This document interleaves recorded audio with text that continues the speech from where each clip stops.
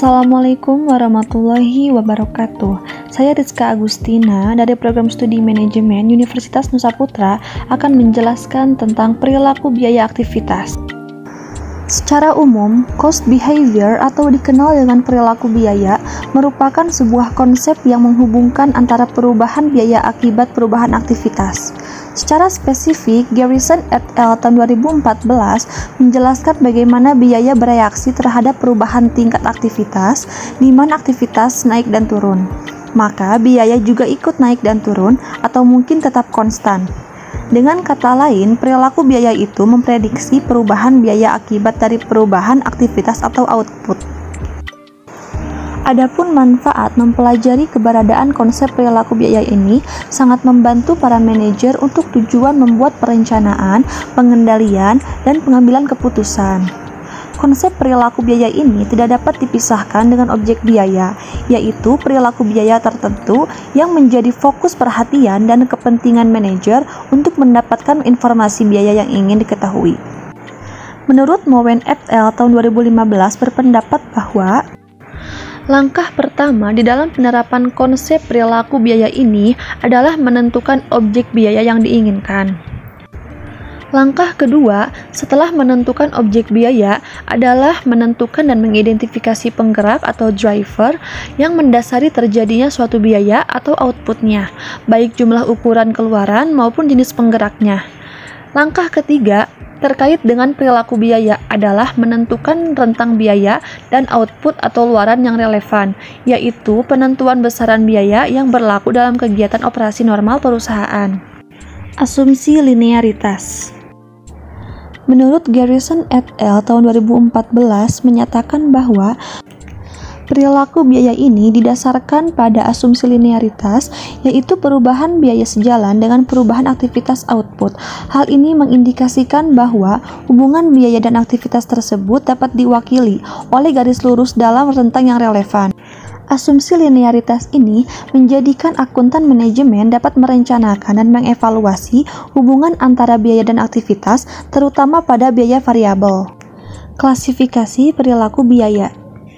Menurut Lee, tahun 2018 menyatakan bahwa perilaku biaya ini dikategorikan secara garis besar kepada 3 kelompok biaya, yaitu biaya tetap, biaya variabel, dan biaya campuran. Biaya variabel merupakan biaya yang dapat dilacak dan diidentifikasi ke aktivitas sehingga biaya tersebut akan dikeluarkan ketika aktivitas terjadi, tetapi akan hilang ketika tidak ada aktivitas. Biaya tetap adalah biaya yang tidak berubah secara total karena perubahan output. Karakteristik biaya tetap adalah biaya yang tidak terpengaruh oleh tingkat perubahan aktivitas. Maka ketika aktivitas meningkat atau menurun dalam rentang relevan, total biaya tetap perusahaan akan stabil.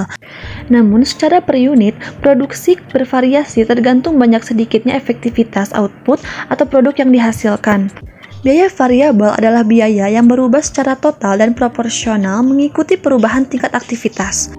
Biaya variabel ini dapat dilihat pada harga pokok penjualan, bahan langsung, dan tenaga kerja langsung.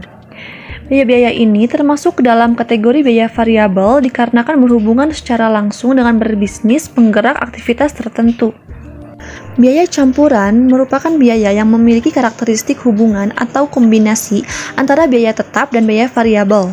Sebagaimana kita ketahui bahwa biaya tetap adalah biaya yang tetap secara total, sedangkan biaya variabel adalah biaya yang berubah secara proporsional dengan perubahan tingkat aktivitas. Oleh karena itu, jika suatu biaya mempunyai paduan karakteristik biaya tetap dan biaya variabel, maka biaya tersebut dapat dikategorikan sebagai biaya campuran. Aplikasi konsep perilaku biaya. Yang pertama, Contribution Margin Analysis. Analisis margin kontribusi merupakan salah satu konsep yang diturunkan dari penerapan dari perilaku biaya itu sendiri, yaitu menganalisis margin berbasiskan permisahan, biaya tetap dan biaya variabel. Yang kedua, sumber daya fleksibel dan berkomitmen.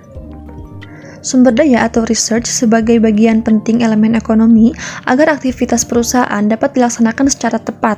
Sumber daya di pabrik salah satunya termasuk bahan langsung, tenaga kerja langsung, listrik, peralatan, dan sebagainya merupakan elemen sumber daya bagi perusahaan.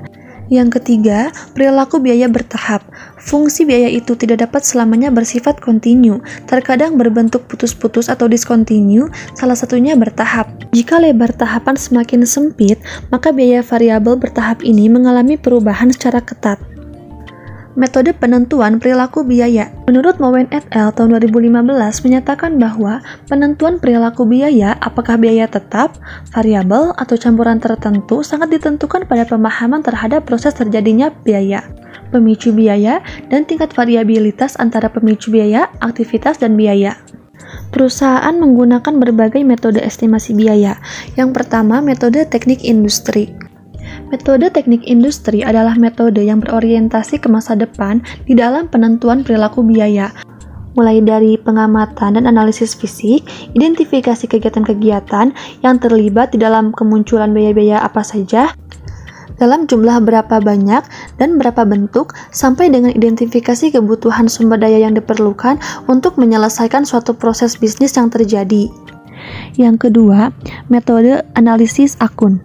Metode analisis akun ini merupakan metode penentuan perilaku biaya, apakah biaya tetap, variabel, atau campuran. Berdasarkan metode ini, didasarkan kepada klasifikasi akun-akun dalam buku besar sebagai akun biaya tetap, variabel, atau campuran. Yang ketiga, metode kuantitatif. Metode teknik industri dan metode analisis akun adalah metode berbasis penilaian untuk menentukan perilaku biaya. Adapun metode kuantitatif lebih berfokus kepada informasi data-data masa lalu, menghasilkan model linier yang menggambarkan hubungan antara biaya variabel dan bagian tetap dari suatu komponen biaya yang dihasilkan. Setiap metode didasarkan kepada asumsi linier di dalam penentuan perilaku biaya sebagai berikut. Yang pertama adalah metode tinggi rendah. Metode tinggi rendah adalah metode yang menggunakan titik-titik rata tinggi dan rendah sehingga membentuk garis lurus. Metode tinggi rendah memiliki dua keuntungan. Yang pertama objektif, yang kedua mudah dihitung. Yang kedua, metode scatter plot.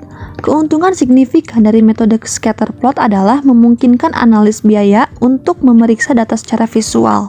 Yang ketiga, metode kuadrat terkecil. Secara intuitif, metode ini mencari titik-titik biaya yang paling dekat untuk ditarik menjadi garis lurus. Pada prinsipnya, metode kuadrat terkecil membandingkan ukuran kedekatan sehingga dapat menghasilkan peringkat semua lini, titik-titik biaya dari yang terbaik hingga yang terburuk. Yang keempat, menggunakan program regresi. Adapun metode terakhir di dalam menentukan biaya variabel dan biaya tetap adalah menggunakan rumus regresi dengan alat bantu software, salah satunya Microsoft Excel. Program regresi yang terdapat pada spreadsheet Microsoft Excel mampu menyediakan perkiraan koefisien dari setiap persamaan. Selain itu juga, program regresi memberikan informasi seberapa andal persamaan biaya ini dibandingkan hasil dari metode scatter plot dan tinggi rendah. Berdasarkan output regresi ini, koefisien biaya tetap dan variabel menyediakan informasi tentang keandalan rumus perkiraan biaya.